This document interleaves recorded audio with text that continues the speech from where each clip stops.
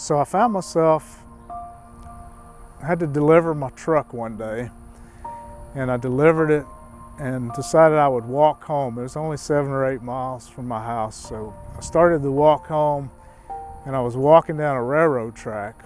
This was July of 2018.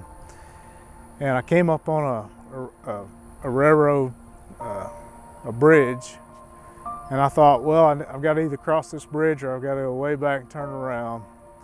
And I decided to cross the bridge. It was late July, it was hot. I was 200 feet off the water. The cross ties were about this far apart, and they were slippery, wet with creosote or whatever they put on them. And I start walking across this bridge.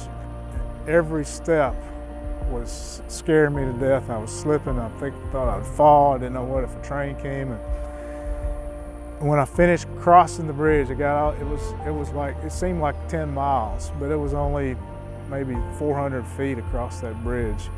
And when I finished, I just fell. And I looked back and I looked at what I had done, and it was crazy. And I felt like God spoke to me and said, okay, your days of being crazy are over. And that was sort of an analogy.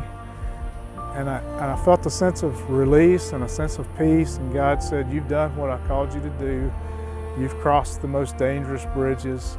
And now I'm going to release you now. From here on, there's no more of what you've been going through for the last 26 years.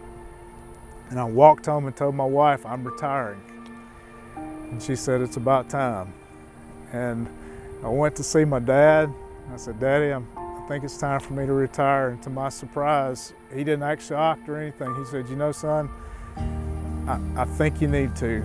Again, a process at that point to went and told Belinda. And I said, Belinda, we had 3 people lined up to take over. You're the only one left. And I retired on September the 30th of 2019.